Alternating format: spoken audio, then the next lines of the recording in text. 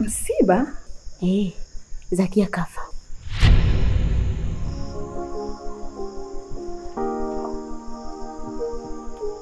Inna lillahi wa inna ilaihi raji'un.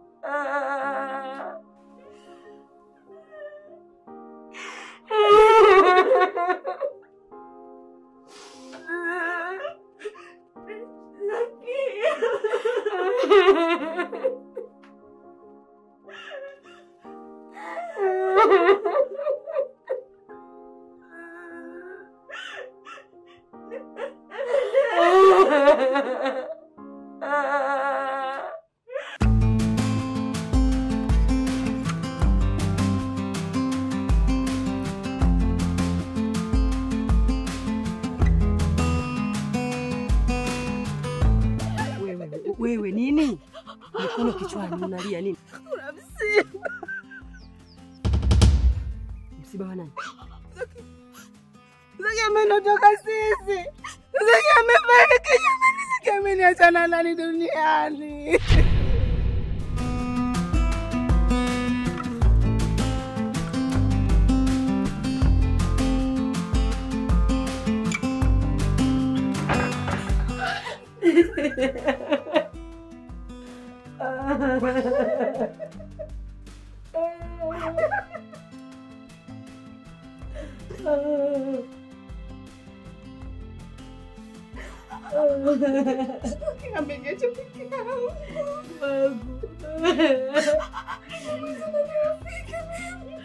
Mdogo wangu mzima.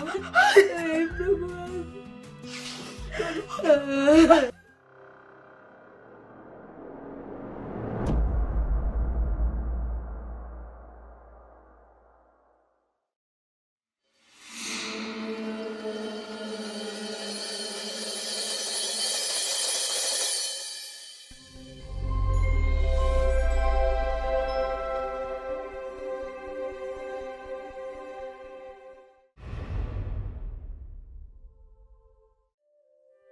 Tamaa inaweza kuzaa kitu chochote kibaya kwa mlengwa, hasa kwa asiyejitambua. Kwa sawa kaka. Tunatakiwa kudhibiti nafsi zetu zisituongoze. Kijijini kwetu kumekuwa na mambo ya ajabu sana, na chanzo ni tamaa. Shida vijana wengi hata kufanya kazi, wanataka maendeleo ya haraka. Na wewe pia miongoni mwao. Mimi tena? Kumbe ndani umekuwa ukifanya kazi nje ya taaluma kwa sababu ya kipato, bila kujali unawaumiza wale wengine na maskini hawana hata hatia. Mimi siwezi kufanya hivyo. Kwa hiyo nakuonyesha, tusipo dhibiti tamaa yetu tutaharibu vingi kwenye jamii. Ujue jamii inatuamini sana, ila sisi tumekuwa sio waaminifu kwao. Ila hawa watu wakati mwingine bora wapige, hawana shukrani. Mtaalamu halisi hulinda eneo lake na sio kulisambaratisha. Jitathmini dogo, kwa makini.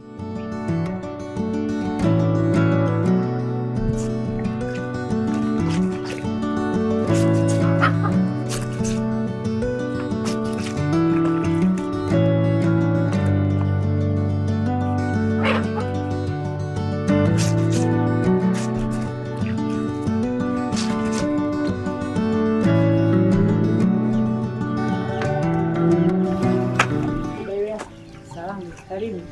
Asante. Vipi, nimemkuta Musa? Hajarudi. Akija nimwambieje?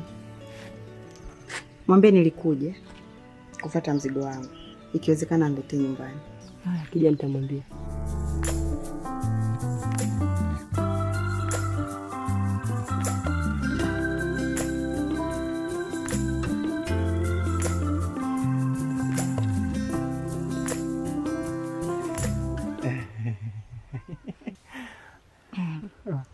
We kaka, kumbe ni wahovyo kiwango hiki.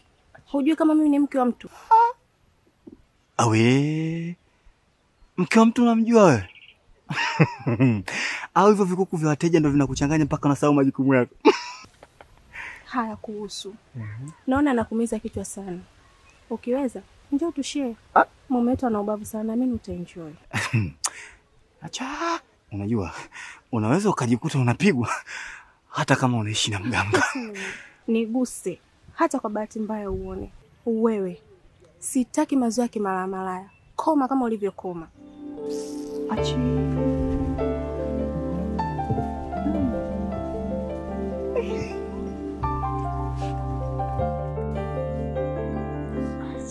Naomba niende nyumbani mara moja. Mbona mapema sana? Ni kweli. Ila kuna mazingira sikuweka sawa jana. Wow. Basi naomba nikupatie kidogo.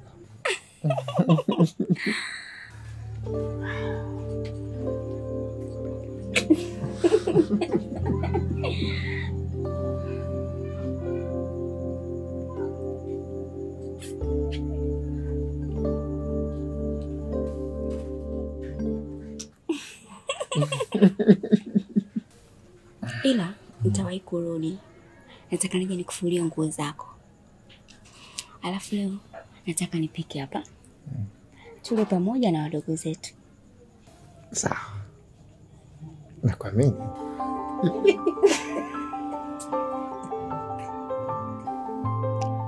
Kuna wakati unaweza kuongea kitu na ukaonekana unagumu. Ila kumbe unajaribu kumpangia mtu maisha.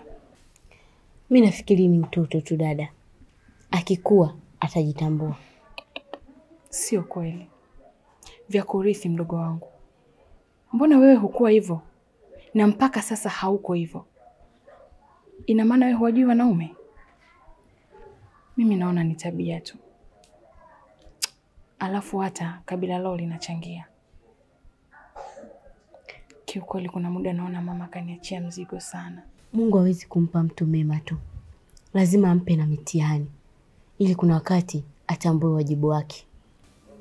Mimi kwa nilipofikia kwa sasa, natamani wawane tu yaishe. Kuoana hapana. Unajua Jasmine bado ni mdogo. Ni miemko tu ndio inayomwendesha. Akienda kwenye ndoa atateseka kwa sababu hakuna anayolijua kuhusu ndoa. Wewe unazungumza nini sasa? Mimi akili yangu imeshafika mwisho. Tusimpe uhuru. Ila turuhusu awe naye. Uenda akili yake kafunguka. Na unajua ana mambo mengi sana. Na akili yake kwa sasa haiwezi kufafanua vitu zaidi ya vile ambavyo anaviona. Mimi sitazungumza chochote kwa sasa. Na kuachia wewe kila kitu. Akitaka kwenda huko aende tu. Ila tu asitoke kwenye mipaka yake.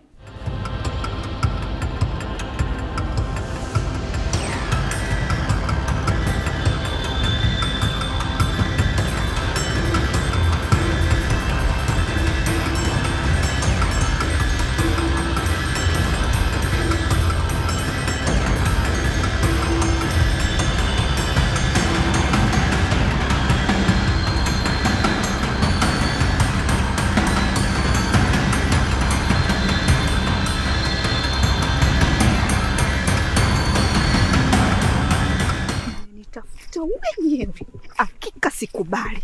Nitadili na wote wanaoipima imani yangu. Na mimi moyo wangu mwepesi sana. Yaani usalama wenu kaeni mbali na Toni. Vinginevyo mtazikwa kwa mafungu. Kumbe wanijui vizuri hawa. Mimi ndo mjukuu wa Nyakibisi. Sikubali.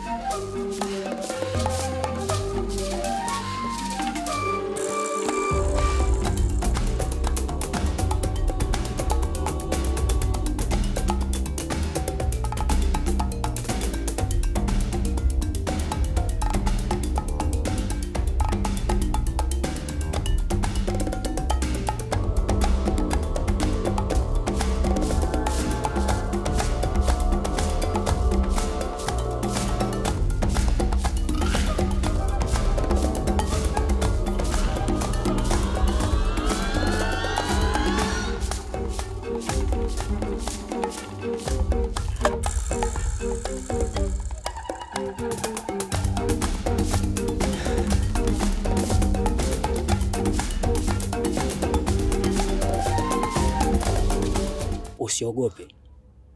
Upo sehemu salama. Imekuwaje kwani? Eti Tony.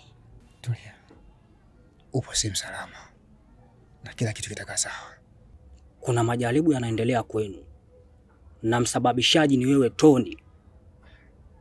Inatakiwa kuwa makini. Najua. Kama unawezekana kufanya kitu, naomba nisaidie mtaalamu. Hakuna tabu. Nyie mnaweza mkaenda. Ila kuwa makini kwa sababu adui yako unamjua.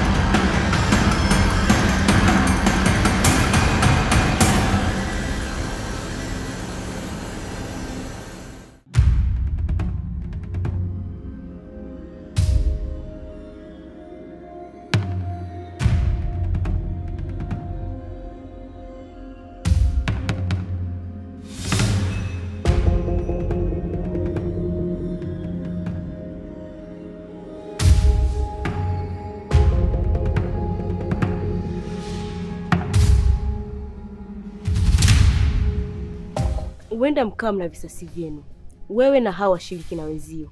Sawa kabisa. Ila kuwaloga watu wasiokuwa na hatia, hii inaingiliana vipi? Naona kuna kitu unakitafuta kutoka kwangu na wewe. Sawa, utakipata. Haunitishi kwa lolote. Ila nakukumbusha tu, acha kuwazuru watu wasio kuhusu. Una mamlaka ya kunipangia cha kufanya. Ila kama unataka dozi, sawa, nitakupa kutokana na uzito wako. Cha kunifanya huna. Na kama unacho, fanya. Amekukosea nini? Kama bwana alianza kutoka naye yeye. Afu mnanishangaza sana nyinyi. Kwa lazima mtoke na yule bwana? Kwa kipi hasa? Amuoni kama mnajivunjia heshima? Watu wote wanajua mnatoana roho kisa bwana. Hapa ndo nimeamini mwanamke mzuri asiyekuwa na akili zitakazoumia ni sehemu za siri. Unaweza kuondoka kwangu? Ulinishika mkono kanileta hapa? Au ulinipigia simu nije? Kilichonileta na kiwasilisha na ndicho kitakachonitoa hapa. Ila ujumbe wangu umefika ipasavyo. Sawa Kigagula?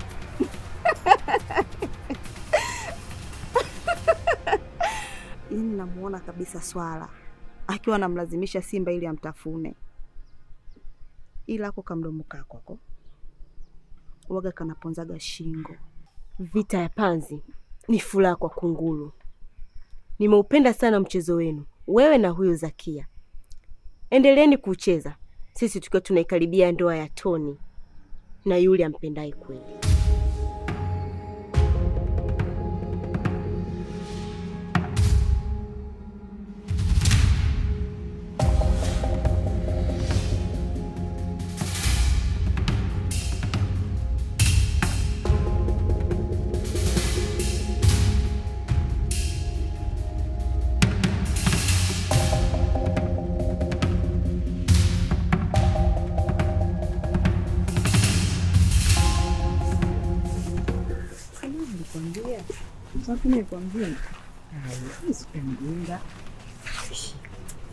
Yaani basi mimi nikasimama hivi nikamwangalia. Yaani kwa bado kidogo tu. Hebu namba nani leso kidogo ngoja nikutekia. Si. Lakini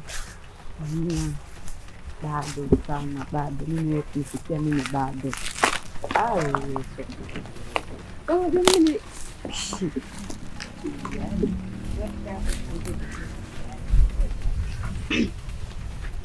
nikaenda sasa, nilipofika sikaanza kuniambia maneno yake. Yaani yule wajabu sana. Kukushauri achana naye. Achana naye. Utanishukuru baadaye. Oh. Mimi zako ndo nishatengana naye.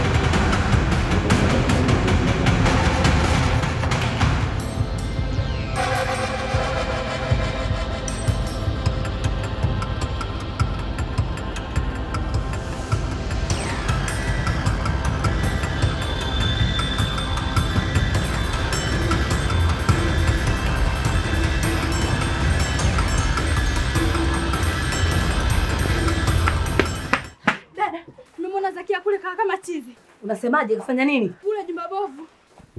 Wewe unasemaje? Kula twende. Wapi?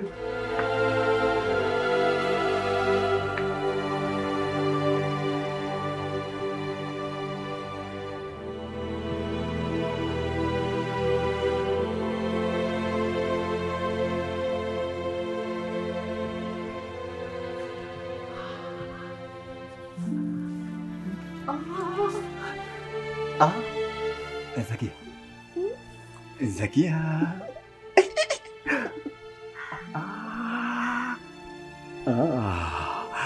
Wewe zunguka, zunguka, zunguka. Wewe bwana.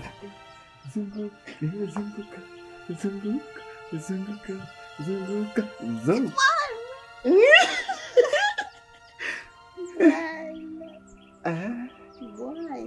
Ndio. Bwana. Bwana. Bwana. Bwana. Yuko huku bwana. Yuko huku. Bwana. Bwana yuko huku bwana. Huku Bwana. Bwana.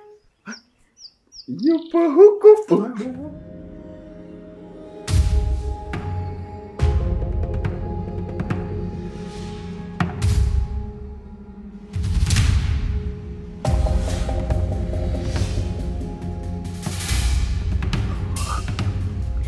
Niache! Wewe unamfanya nini wewe? Nashukuru sana kaka. Yaani matokeo yamekuja yenyewe. Sema yaani unajua matokeo yamekuja kwa haraka kiasi ambacho sijategemea kabisa. Vitu vya kawaida. Sema jamaa bwana. Ya, poa bwana. Nini? Mbona unajitafuna tafuna mwanaume? Ya unajua fursa ya kupata mademu nayo. Alafu yani sielewi yani imekaje mzee? Demu tena?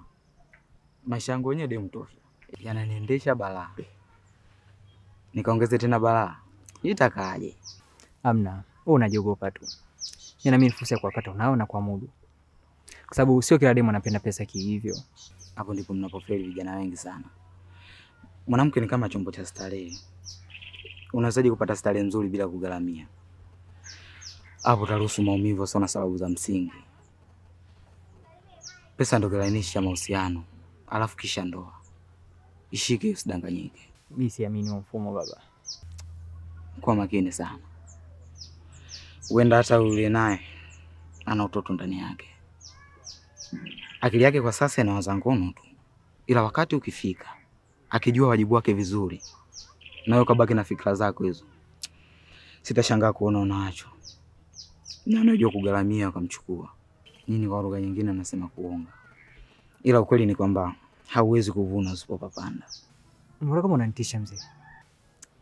Tafuta pesa mzee. Fursa ya kumiliki mtu ni nyepesi sana. Ila kuendelea kumiliki huku akiwa kama ulivyomkuta au kuendelea kuwa na mvuto zaidi, baba, hiyo taski inahitaji uwekezaji wa vitu vingi sana. Usiombe na mabosi wake mtonyo.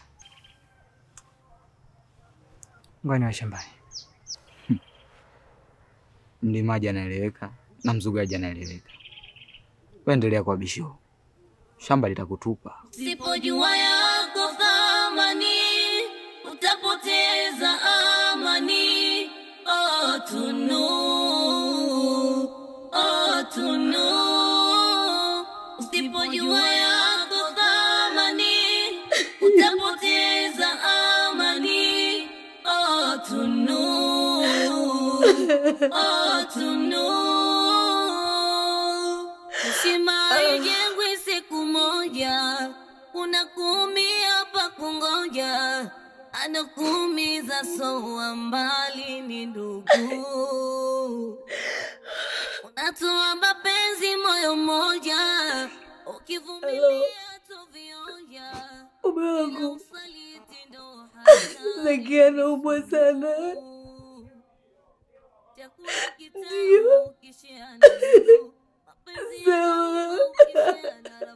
Sawa. huruma yako itakupoza.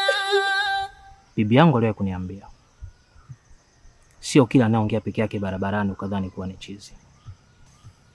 Wengine sio machizi, ila ni majukumu yamewaelemea kiasi cha kwamba anakuwa anaongea kwa nguvu, akihisi kwamba anajiongelesha mwenyewe kwenye akili yake na moyo wake, na hakuna anemsikia.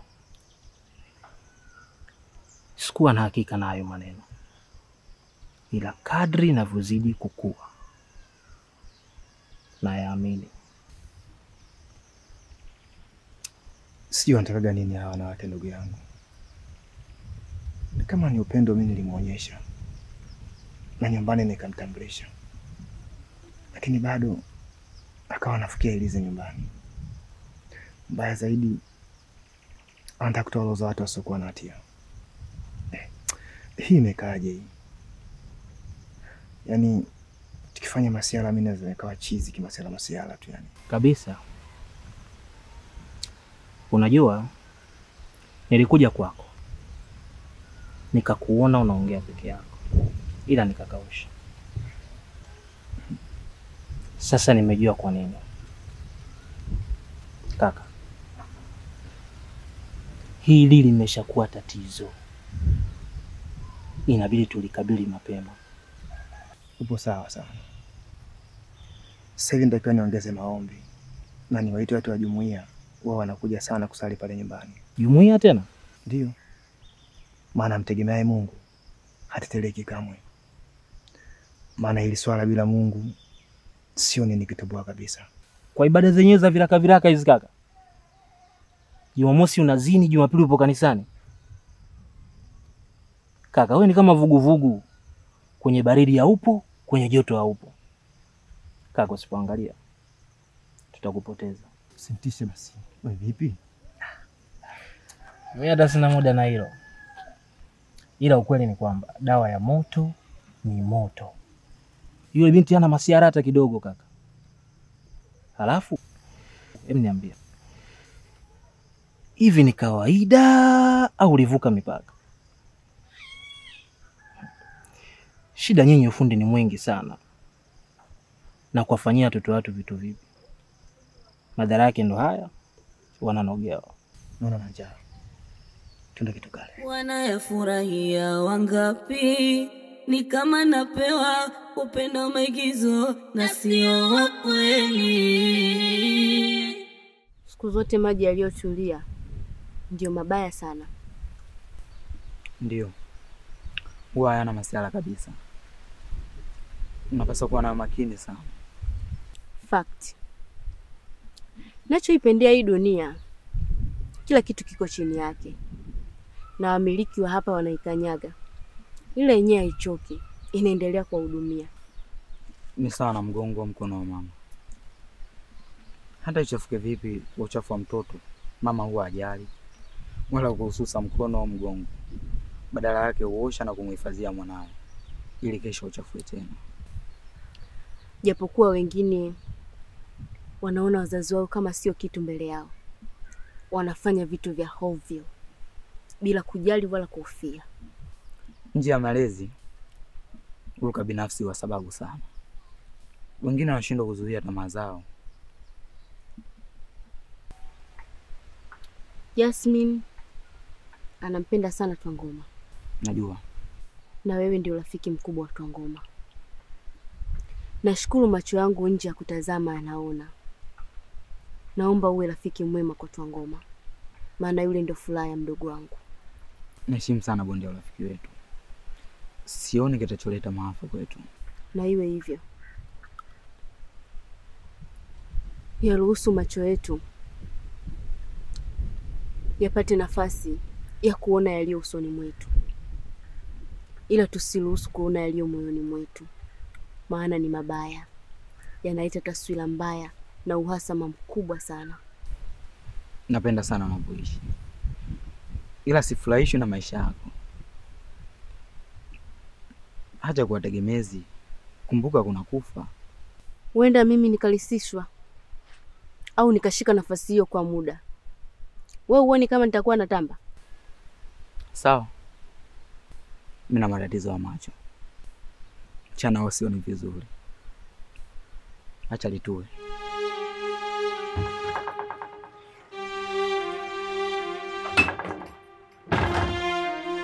Zakia.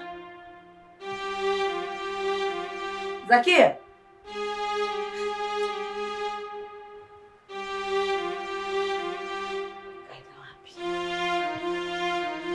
We Zakia.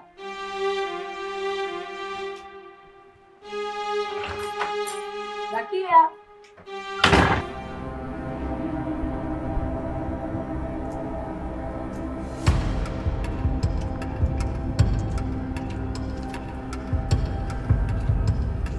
Wapi? Na umeficha nini? Hata sificha kitu.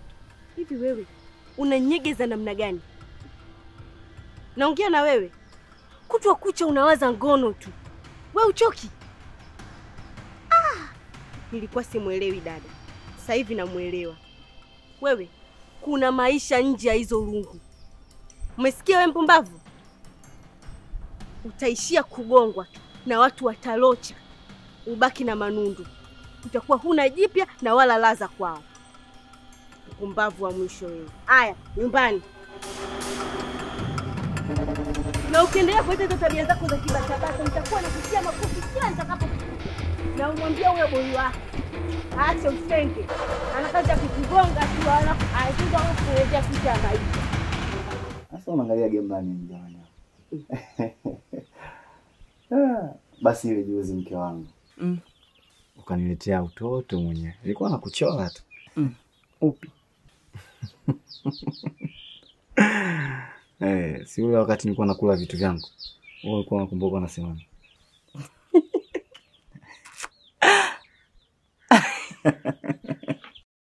Ila niwe mkweli ile juzi ulikuwa vizuri. Yaani kila unachofanya nikiwa na changanyikiwa utamu tu. Nikawa sitaki umalize, maana nikahisi kwamba utaniacha na njaa. Ndio maana nilitaka nishibe mimi kwanza. Na wala ukuwa nyuma. Ule mlenda unavyozungusha. Unakata kushoto, kulia. Yaani naona tonge linavyoshuka na kupanda.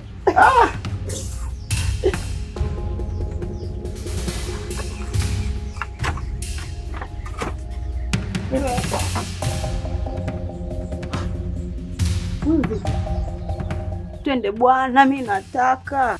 Ndio wapi mwana? Kule tunapondaga kila siku mapangoni. Wewe usijitie chizi ukaniharibia ndoa yangu. Nitakupiga kama sikujui. Hapana mume wangu. Huyu hayuko sawa.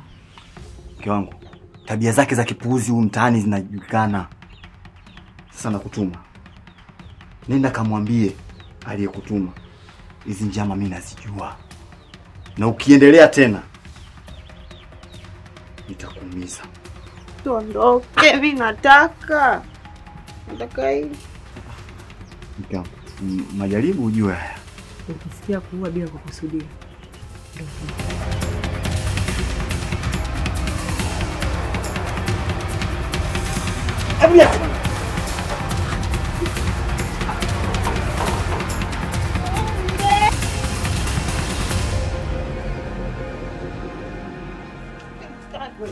Wewe. Jamani. Mimi nataka. Nyanyuka bwana, unataka nini? Niache. Vipi? Atakimbia huyu? Jamani, naumia sana. Nimemtafuta sana mimi huyu. Tulia basi. Usijali. Unajua unatakiwa kuwa naye makini sana hasa kwenye kipindi hichi. Vijana wanaweza kumfanya kitu kibaya usipokuwa makini. Zakia, tulia mama. Dunia itakubeza. Huku. Mimi nataka huku. Naumia sana mimi. Ndugu zangu wote wawili. Wewe unaniuma sana. Usilie bwana, majaribu tumwambie binadamu, usifanye hivyo. Ravina, haya yote mimi nayajua. Hebu twende nikusindikize nyumbani. Twende. Naumia roho yangu. Inaniuma sana. Huruma yako itakuponya.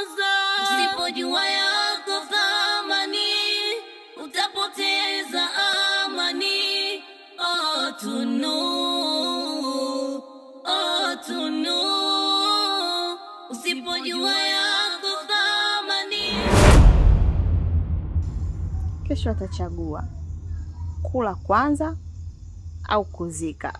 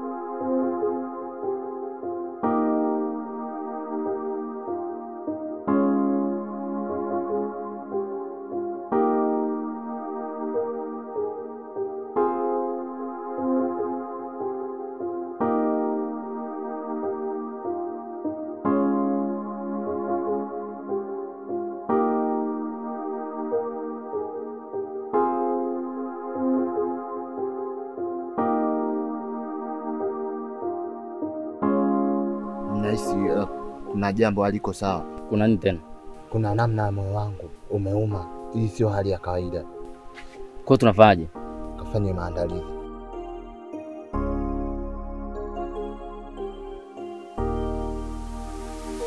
Heshima ijengwe siku moja, unakuumia pa kungoja, anakuumiza soa mbali ni ndugu.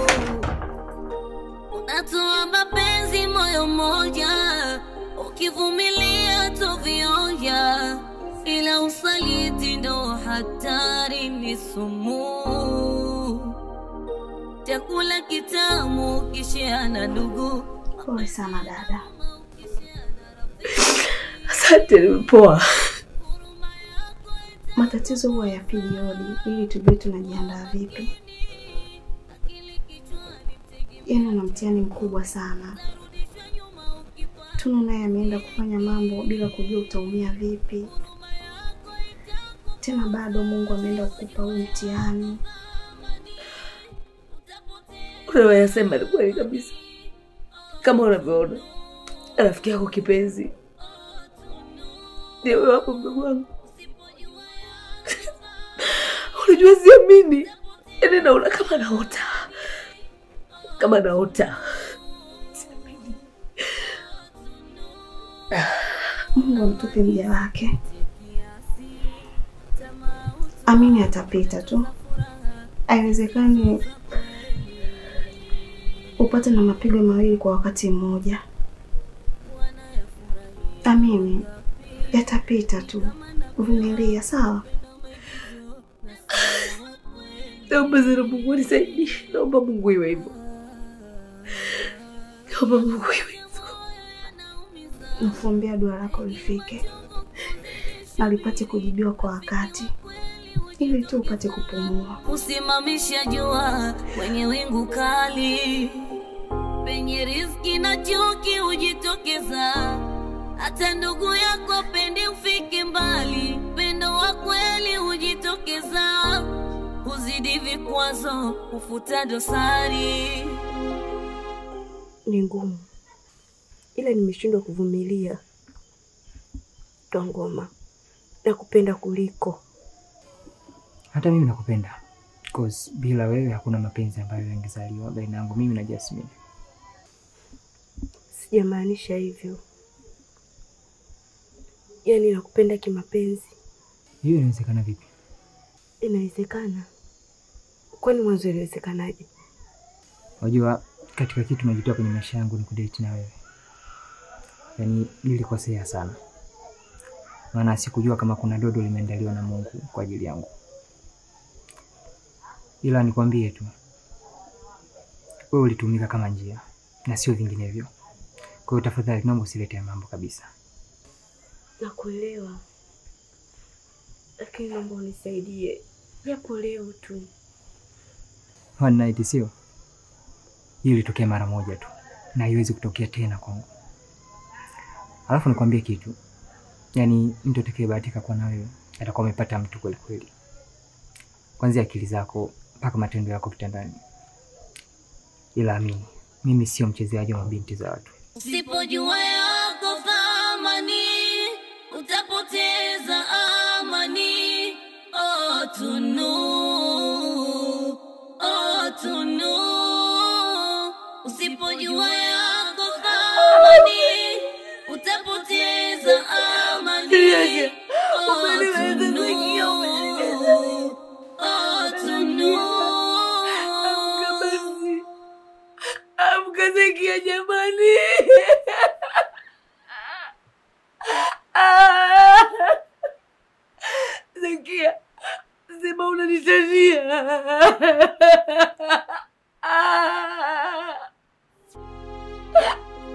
Unanitania.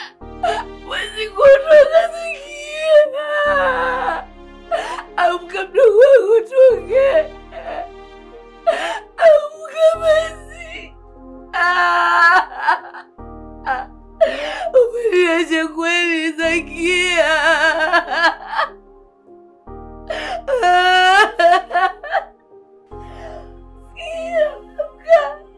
Amka mdogo wangu. Amka basi. Amka. Zakia huwezi tena.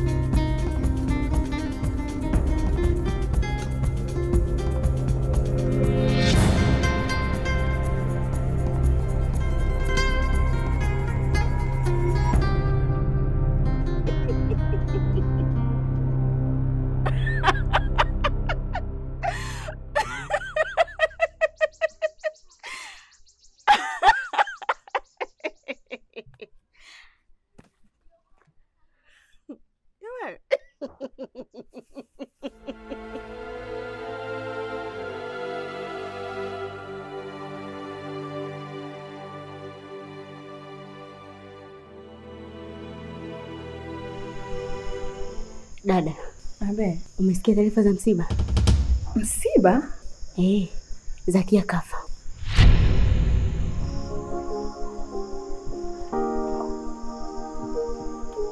Inna lillahi wa inna ilaihi rajiun.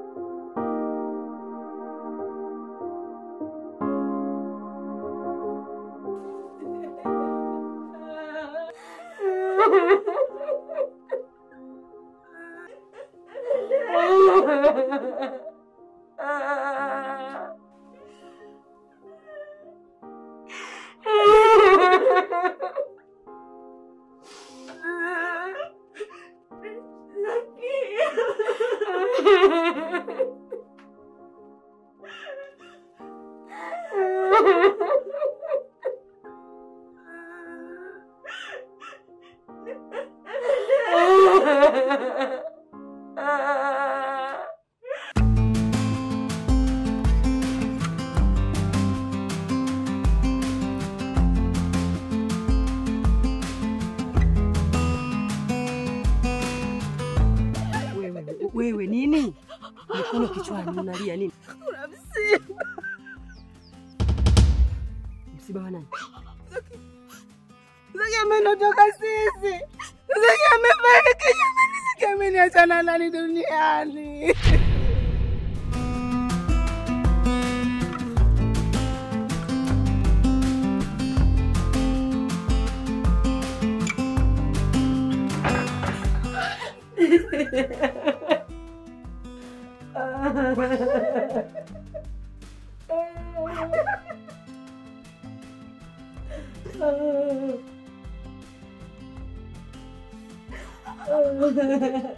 Ameniacha peke yangu.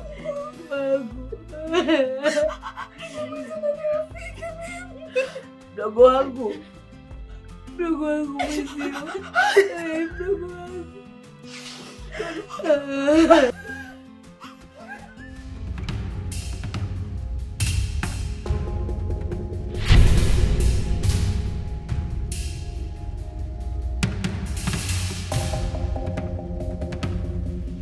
Najua ulichokifanya. Unatumia vibaya nguvu zako. Iwe mwanzo na mwisho.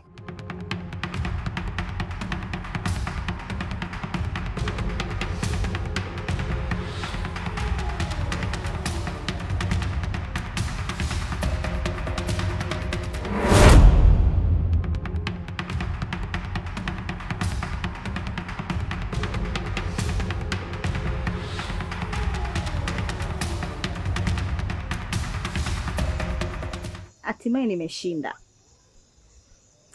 Unaweza kuniambia chochote sasa hivi? Nilikwambia usishindane na mimi, huna jeuri hiyo. Kiko wapi masamaki? Naam. Tutaenjoy Tutaenjoy sana kunywa supu.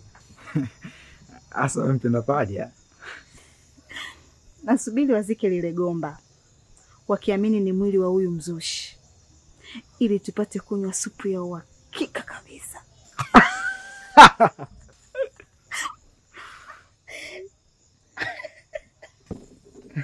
Kiko wapi Zakia? Wapi upo? Nyanyuka sasa ongee na mimi.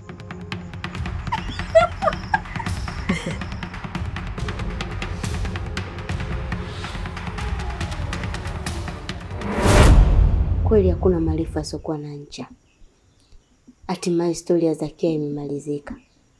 Kesho rasmi wanaenda kuzika. Maskini. Amekufaana hata mtoto mmoja. Hiyo ndio inaitwa utavuna ulichokipanda.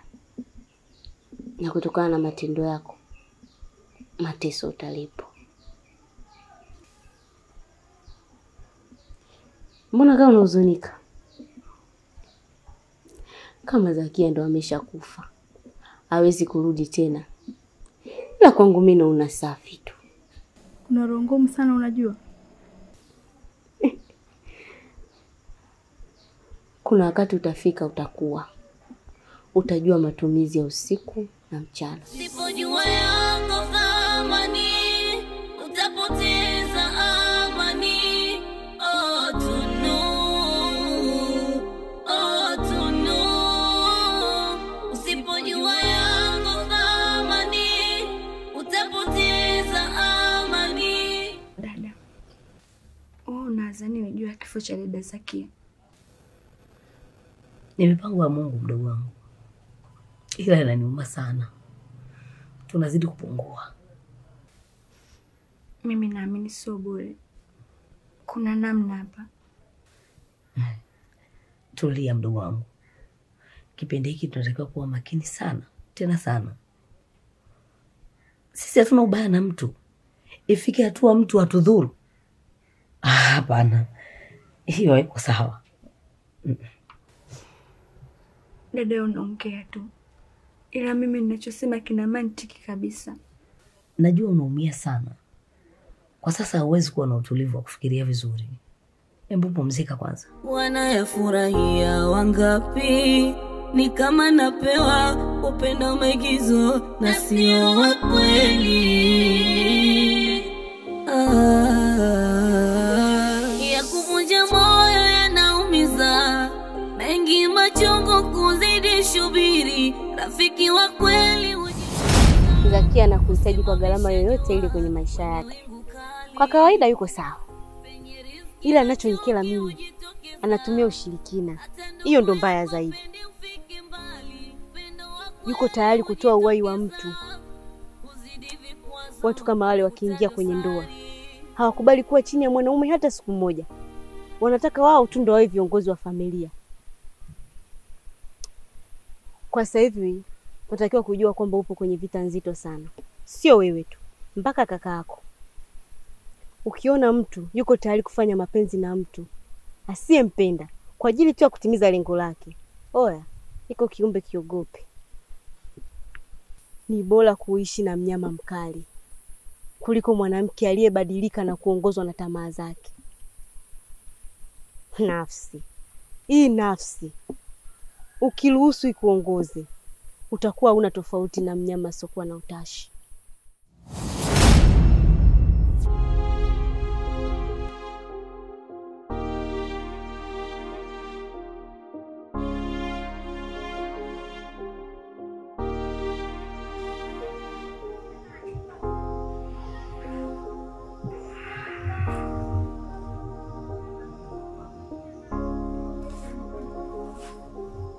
Kaka vipi? Mbona hujalala? Ni usiku sana. Sina usingizi.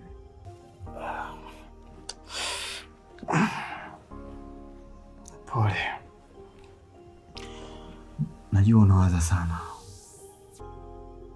Ila ndo dunia. Unafikirisha sana. Unajua Zakia alikuwa na mazuri yake. Mimi binafsi ameniuma sana.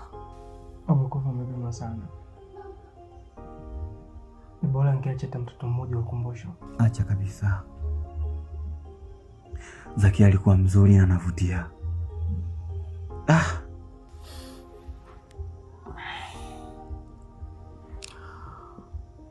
Unajua kuna vitu nashindwa hadi kuzungumza. Maana nahisi kama nitakufuru. Ila Mungu basi. Ni bora angemwacha awe vile vile na uchizi wake.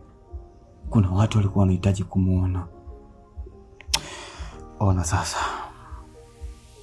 Ametuachia kumbukumbu kwenye vichwa vyetu. Na maumivu makali sana kwa familia yake. Na mapema mno. Naogopa sana. Siku hizi vijana tunakufa mapema. Ndio basi tena. Unahisi tutafanyaje? Amani isipite kiasi, tamaa hutoa ndoto za furaha zisizo za kweli. Wanayafurahia wangapi? Ni kama napewa upendo maigizo na sio wa kweli. Ya kuvunja moyo yanaumiza, mengi machungu kuzidi shubiri, rafiki wa kweli hujitokeza. Kuita pembeni kuna jambo nikuambie. Familia yako ina vita kubwa sana. Chanzo ni shemeji yako.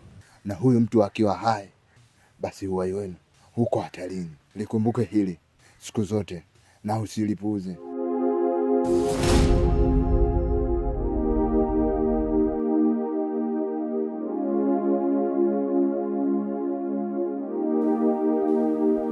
Jamani, hili limeshapita. Najua linauma sana, lakini lazima maisha mengine yaendelee. Na tupo hapa kwa ajili ya kupanga kumaliza msiba. Yaani 40. Mke wangu, sema chochote. Niseme nini wewe? Sina cha kusema. Sawa. Tukipiga hesabu hapa, siku ya kumaliza msiba itakuwa ni Jumanne ya tarehe 13. Kwa hiyo kuna maandalizi hapa inabidi yafanyike. Lakini mimi naona hakuna haja ya kuwashirikisha baadhi ya ndugu wala majirani. Hili mimi nitalifanya mwenyewe kuhusu chakula na kitakachohitajika. Nashukuru sana baba wangu. Asante. Tunu, naomba ubaki na mimi hapa nyumbani. Nitakuwa mpweke sana. Naogopa kubaki mwenyewe. Kama unavyoona shemeji yako anaondoka. Naomba ubaki na mimi. Yeah, that's true. Hata mimi nilikuwa nawaza hivyo. Hapana dada, mimi siwezi kubaki. Kuna vitu kule vinahitaji sana uwepo wangu. Basi baki mpaka siku ya kufanya 40 alafu utaondoka. Sawa. Mimi nitakaa hapa kwa siku kadhaa tu. Alafu hizo nyingine nitakuwa nakuja na kuondoka. Pia nitakuwa nashinda na dada siku zote. Tunu, lakini hapa ni nyumbani kwenu unajua? Najua dada. Ila tu mtanisamehe kwa kweli. Sawa. Basi tuendelee na mambo mengine.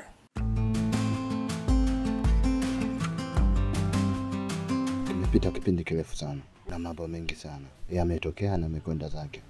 Yanayosikitisha na kufurahisha. Lakini bado maisha yanaendelea. Ila kuna vitu na bado havijakamilika. Vipi tena? Je, naomba nikuoe. Nakuhitaji sana katika maisha yangu. Najua. Ila naomba unisamehe sana. Nahisi kama moyo wangu hauko tayari. Kuna wakati huwa najaribu kukuwaza lakini ni ngumu. Usinifikirie vibaya. Unafikiri mimi na shida basi? Huu ni moyo wangu. Nashindwa kuvumilia. Kila nikikuona natamani sana uwe mke wangu. Mungu ndio upanga riziki ya mja wake. Naamini ya kwako inakuja. Kuwa na subira. Lakini hiyo isifanye ukae mbali na familia yangu. Na kina Ibra na Tunu. Ukweli ni kwamba wewe ni wa muhimu sana kwenye familia yetu na ni msaada mkubwa sana. Naomba usitutupe. Usipojua yako thamani, utapoteza amani. Oh Tunu, oh Tunu. Usipojua yako thamani, utapoteza amani. Mvumilivu hula mbivu, na juhudi hazitupi jembe la mkulima. Sikupingi hata kidogo, maana sio kwa presha zile. Namshukuru sana Mungu, hatimaye tuko huru sasa. Unajua ni jambo jema sana. Alafu una kitu kikubwa sana ni kwamba familia zetu mbili zinaangalia mwelekeo na matokeo ya penzi letu, huko ukiwa na matarajio makubwa sana kutoka kwetu. Mimi Jasmine nakuahidi na ninaapa. Nitakuwa na wewe kwenye kila hali. Siwezi kukuacha hata ndotoni. Na ikitokea nimeota tumeachana, basi nitaitukia hiyo ndoto maisha yangu yote. Unajua sasa hivi natakiwa kuwa mlezi wako, kwa sababu mahusiano ni taswira halisi ya ndoa. Naomba nikwambie kitu. Sema. Natakiwa kwenda VETA kusomea udereva. Alafu mimi unaniacha na nani? Unajua lazima tutengeneze njia yetu halisi. Huko tukiwa tunatengeneza mwelekeo wa maisha yetu. Tukiwa na uhakika wa kuishi, malazi na kila kitu. Na vyote hivyo vitoka kwenye mfuko wetu mama. Lakini wanasema madereva wengi ni malaya sana. Mimi sitaki nitakukosa. Au unaweza kuleta maradhi nyumbani. Unajua wanaosema hivyo wako sahihi kutokana na walichokiona. Lakini nikuulize swali. Kwani watu wangapi hapa mtaani hawana kazi na ni malaya? Kweli. Ila niahidi au utakuwa na mwanamke mwingine. Nimeshapata kivuli. Kwa nini nihangaika kutafuta jua bila sababu za msingi? Yaani wewe ndo mwanzo na mwisho wangu. Jiandae kunifatulia watoto sasa. Huko nikiwa nafuata taratibu nyingine. Vipi? Mama mkwe amesharudi? Hata sina uhakika. Hata kama yupo, siwezi kukuruhusu ukaondoka bila kukupa tamu yako. Twende nikakupe.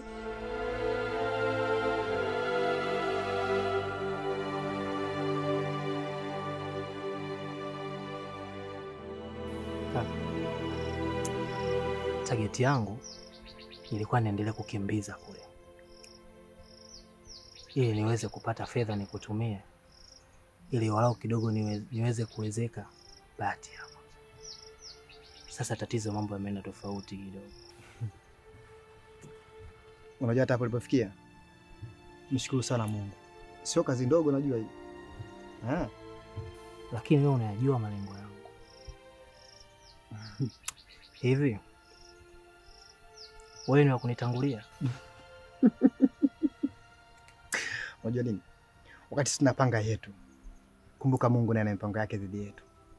Sahihi. Sasa mimi ninachofikiria, inabidi tuchape kadi kama 1000 hivi za bei rahisi. Kadi tena? Mimi nataka ndoa simple tu ndugu yangu. Kaka. Lazima kuwe na kamziki kidogo. Nakuelewa kaka. Afu nimeshaongea na Glory. Glory naye hataki mbwembwe. Kwa kwangu mimi niliona kama litakuwa limekaa sawa. Kwa unataka kusema hata mambo yetu hata kuepo? Sio kweli. Alafu lazima kuwe na mbwembwe kidogo. Jinga nini? Jiandae. Wote kwa msimamizi wangu. Kwa hayo. Hii imeisha. Ila lazima nikufunike mdogo wangu. Kwa makini. Usije nikakupiku. Nikakuchukulia mke. Wewe jiangalie. Nakwambia. Wangu.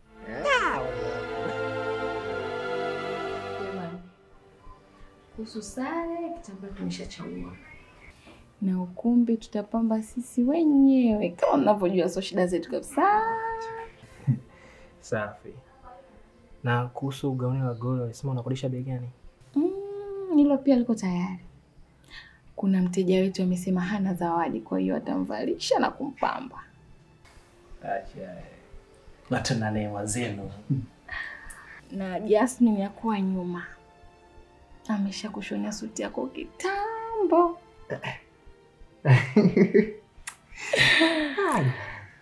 Ni hivyo tu jamani. Hapa sasa tujadili tu kuhusu vitu vingine. Munira, hujabadilika. Una upendo sana. Mwenyezi Mungu aendelee kujalia. Sina ndugu wa kuzaliwa mimi. Wazazi wangu walikufa nikalewa na watu baki. Ila namshukuru Mungu sana amenipa nyinyi. Ndugu wa kunijali na kunipenda. Nawashukuru sana. Jamani Glory. Hivi unajua unaenda kutimiza jambo kubwa sana. Na umepata mume hasa shoga yangu. Kwa naomba uwe tu na furaha mama Ajabu. Unakumbuka uliniambia utakuwa kwanza kwao?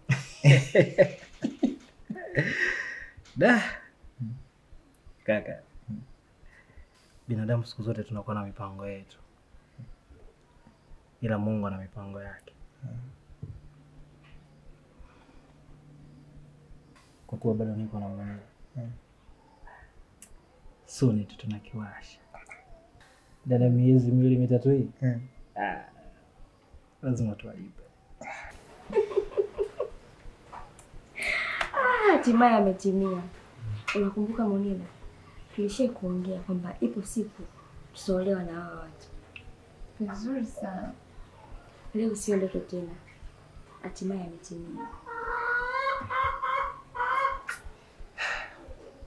Hata sisi tushie kusema.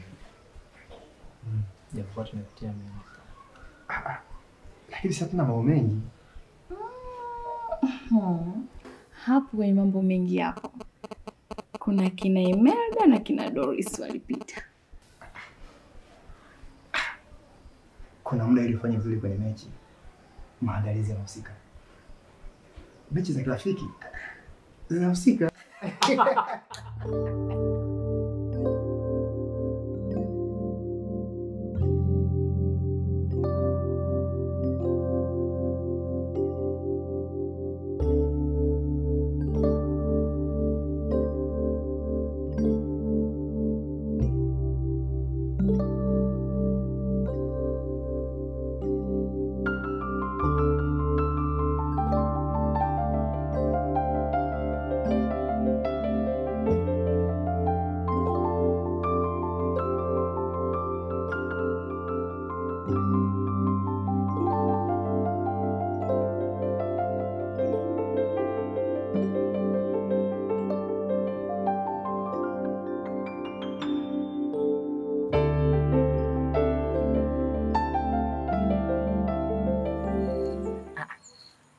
Mbona mnanishangaa? Tukuulize umefuata nini huku? Nimewafuata nyinyi na sijaanzia hapa. Nilianzia nyumbani, nimeambiwa mko huko. Ndio maana nimekuja. Sawa shemeji. Karibu, tunakusikiliza. Unaungwana sana hivi. Na ndio maana umeweza kuishi na Tunu. Namjua mdogo wangu mimi. Ni tatizo sana. Ila hongera sana. Tena sana kwa kumuelewa na kumvumilia. Umeanza dada. Tulikuwa na amani zetu kabisa huku tumetulia. Sijui hata umetokea wapi. Tulia basi. Mwache, ujui kilichomleta. Nimependa sana msimamo wenu. Na pia mmekuwa mfano wa kuigwa hapa kijijini. Unajua watu wengi sana wanaamini ili ufanikiwe basi lazima uende mjini. Mmekifunua kijiji. Kupitia kilimo cha kisasa unaweza kubadili maisha yako. Nyinyi na waona mbali sana. Kweli dada. Hii mbona tamu nimeipenda sana. Ibra. Wakati wa kufuata taratibu na kuishi na Tunu kama mke umefika sasa. Karibu. Milango inapitika sasa. Huo ndio ujumbe ulionileta kwenu.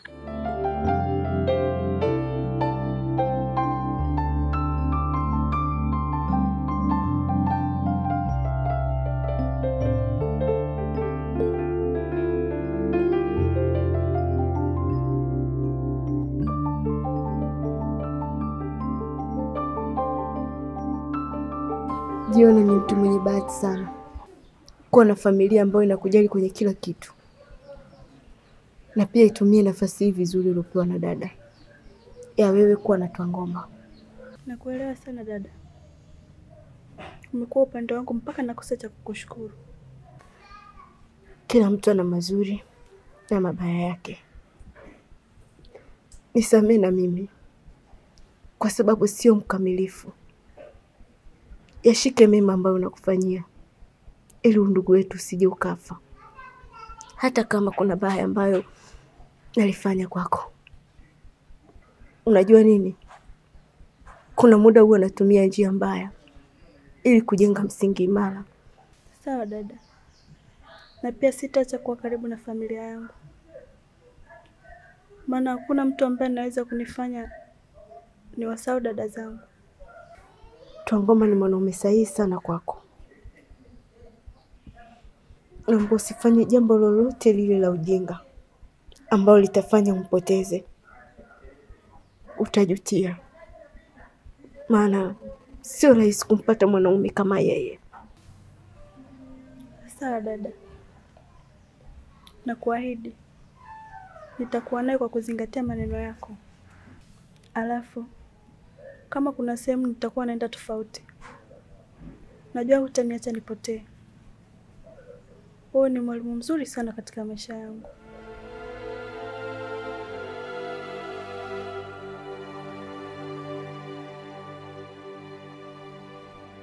Nakuamini sana.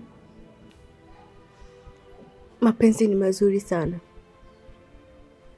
ila kuwa makini. Yanaua. Si umemwona Zakia amekufa kwa sababu ya mapenzi?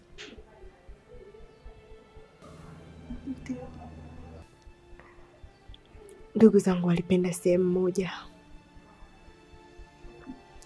na wakuruhusu mmoja ashike nafasi.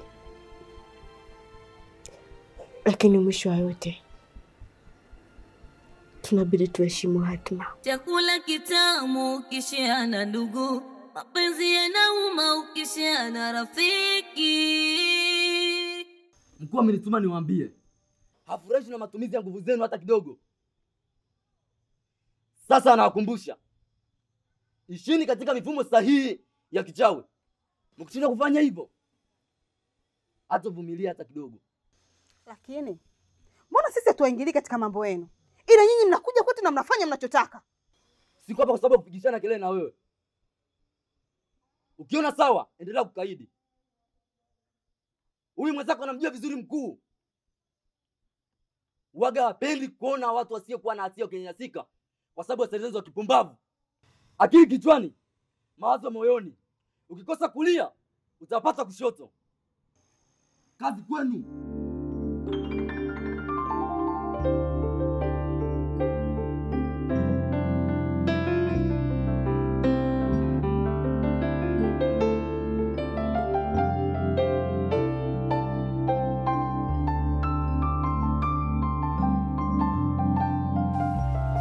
Umekuwa na uvumilivu mkubwa sana juu yangu, bila kujali kazi wala muonekano wangu. Nakushukuru sana. Moyo ukishamlizia mtu huwa hauna makandokando hata kidogo. Kweli. Sasa ni wakati wako wa kuwa mke wangu rasmi. Kweli Nchimbi? Ndio. Nenda nyumbani, kawaambie kuna mgeni atafika ndani ya wiki hii. Sawa, nimekuelewa.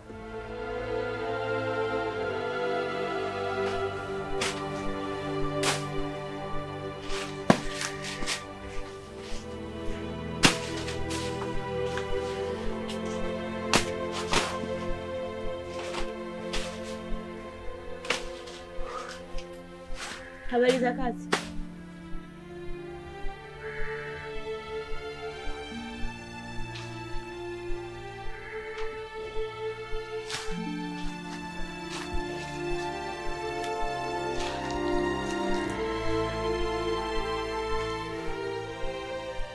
Nakusikiliza. Nimekubali kuolewa na wewe.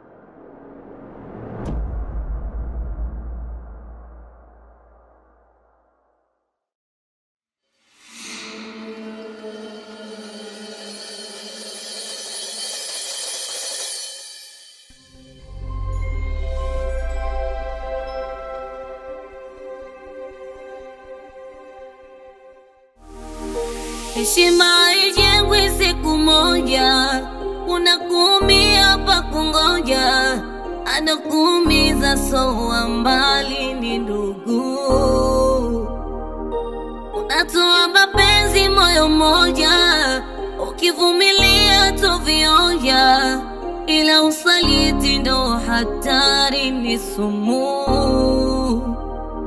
Chakula kitamu ukishiana ndugu, mapenzi yanauma ukishiana rafiki. Huruma yako itakupoza, kuwa makini, akili kichwani mtegemea cha ndugu, utarudishwa nyuma ukipata riziki.